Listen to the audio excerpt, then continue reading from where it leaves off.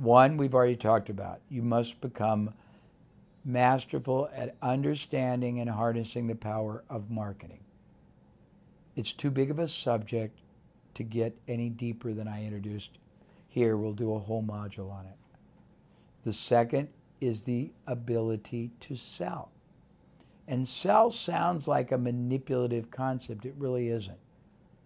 It really is nothing more than the passionate ability to advocate, to champion, to represent a concept, a solution to a problem, a way of achieving an opportunity or desired outcome with such compelling certainty and such trustworthiness that the prospective market you are selling to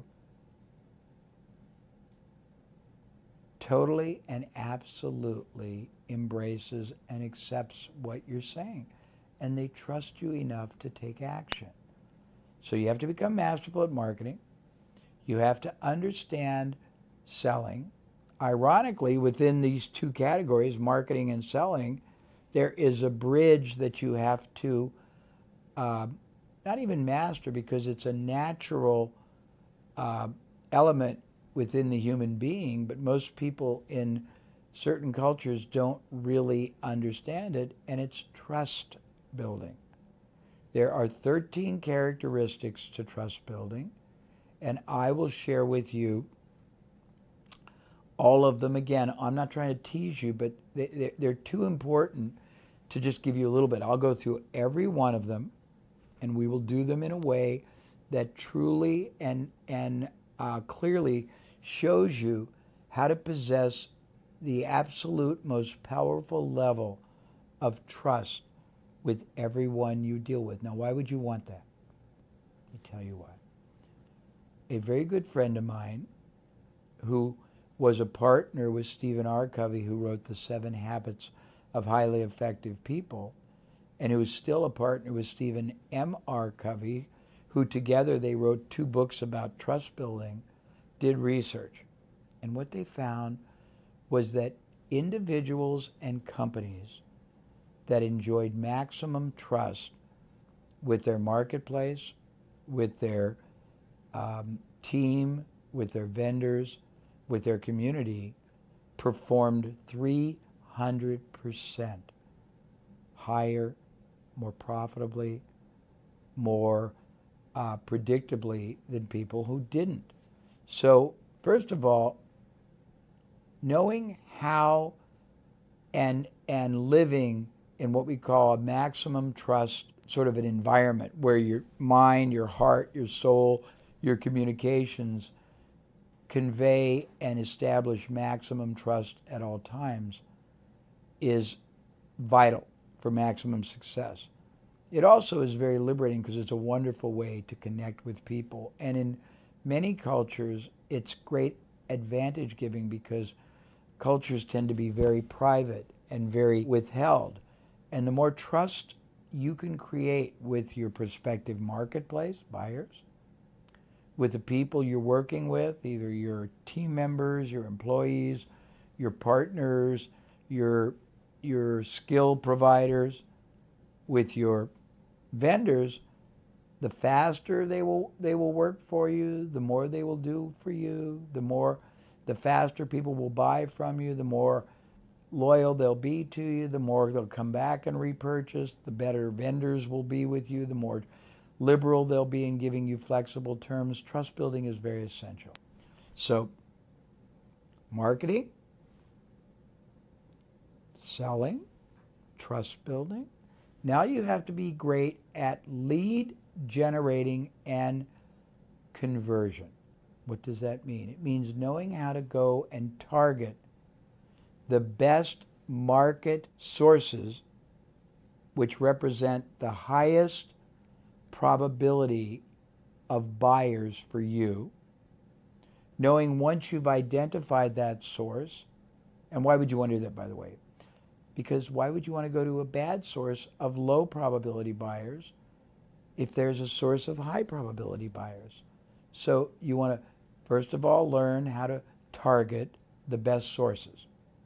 And because they could be anywhere, it could be a list, it could be a magazine, it could be an organization, it could be a category online, it could be a community, online community, it could be of specialized buyers.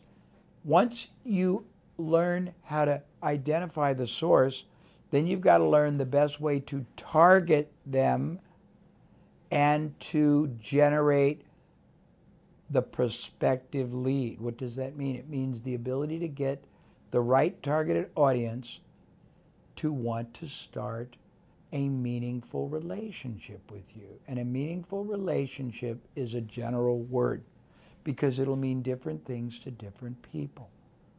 For some people, it will mean just starting to receive their educational material because you have an intangible product or service that takes a long time to sell. For some people, a meaningful relationship will mean buying the first time or coming to your store the first time or coming to your booth at a trade show. For some people, it'll mean getting people to read your blog or listen to your podcast. For different people, it'll mean different things. But the first step is knowing where the best source is. The second step is knowing how to access, how to reach that source in a way where they will want to respond and start a meaningful relationship. The next step, depending on your definition of a meaningful relationship, and I'm sorry that I can't give you one definition because depending on the business you're in, the product or service, the market you are sourcing and targeting, it's a different meaning to different people. Then you've got to become masterful at converting, at moving that person from a meaningful starting relationship to a meaningful buying relationship. And each of these have different elements. None of them are as hard as they sound. All of them take understanding and explanation and education, and each of them really could deserve a full module.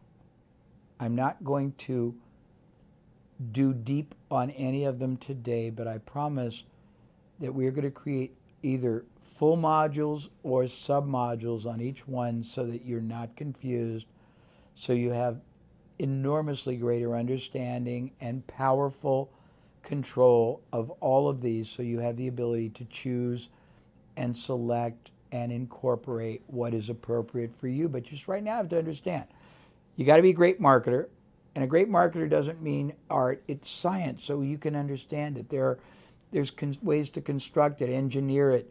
There are proven ways, and if you do it reasonably well, you will be very, very successful. You've got to become a masterful sales and trust building, and that's not manipulative, so don't be at all intimidated or concerned.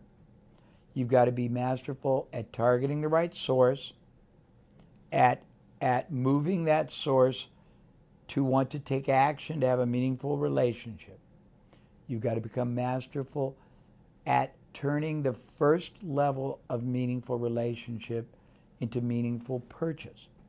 And then you've got to become masterful at knowing how to sustain and continue that purchasing relationship so that the investment you have made in targeting them, in moving them to a starting relationship, pays dividends and profits over and over and over again to you for an enormous period of time. You do that by understanding the power and the driving principles of marketing, which I will share in a module, of trust building, which I will share in a module, of qualitative advisory consultative selling, which I will share in a module, of targeting source, of stimulating and motivating the right, most probable source to want to have a meaningful starting relationship, of moving them to an ongoing relationship. And then you've got to learn the art of what is called upselling and downselling. What does that mean? It means that all buyers are not the same, and all buyers' needs, requirements, and desires are not the same. So if you treat them all the same, you are doing them a disservice and you are doing yourself a disservice. Why? Because some people are going to want more quality, more quantity, more combinations. Some are going to want more but can't afford more, so they're going to want to start with less. You have to understand that there are different stratas up and down the buying process that you have to make available, because different people are at different points of progression, of desire, or of ability. And ability can mean the financial ability to pay or the consumption ability to consume. I may not be ready for a full course on change management, but I may be ready for a book and a video that gives me the foundation and the fundamentals. So different people are at different places, so you have to know how to sell more things to the people that are ready for a lot more, how to sell less things to the people that would love to buy your major primary offer but either can't afford it or don't have the time or yet the motivation to do it. And by the way, I think there's 4, there might be 5 as I list them, categories of markets that you have to understand. That's why you have to source the best market, not the worst market. One market is people who are unaware of what you've got, or of you as a company, or you as a service provider, and uninterested. The other would be people who become aware but are still uninterested. The other ones are people who become aware and are interested but aren't ready to buy. The others are people who are interested and ready to buy but need you to provide the bridge to purchase and repurchase. And I'm just trying to give you these wonderful power principles that you have the ability to command.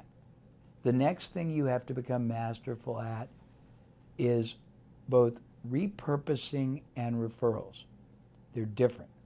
Referrals mean if you're in a business, you start a business, you buy a business, you buy into a business, and that business sells products or services that many people should be and would be comfortable telling other people in their lives or in their businesses or in their families or in their churches to buy from you.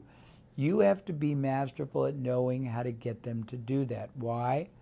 Because a referral-generated buyer buys fast, negotiates little, buys more things, buys more often, is more enjoyable to work with, is more profitable, and costs you nothing to acquire.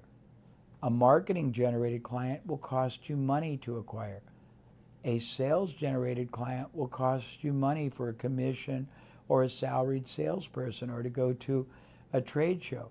A referral-generated client will cost you nothing, and the more you understand referral marketing, which is an entire module because there's 93 ways you can do it, and I will teach it to you, the more powerful you will be. Repurposing means what else can you do ethically with either the buyer after you've sold them everything you have to sell them, or the prospect who didn't buy from you. It can be complementary products or services. It can be additional products or services. It can be literally competitive products or services, but you have to know how to repurpose. Why? Because you might make more money on repurposing than you even make on selling your basic product or service. You might make money from people who don't buy from you, but you can introduce them to alternative products or services that fill the same need. These are the basic drivers. The key point to this module is about power. It's about giving yourself the power to understand the game of business that's being played in a way that's much more knowledgeable, much more certainty-based, much more powerful, much more success probable than your competitors. In the next module, we'll start taking you deeper, but you have to understand these elements first so that you can be mentally prepared to be maximum successful in whatever your first step in business is, and maximum strategic in wherever you want that first step to ultimately take you. I hope you've enjoyed this. It was not intended to confuse you. It was intended to liberate you and get you excited. So thank you, and I look forward to the next module we share together.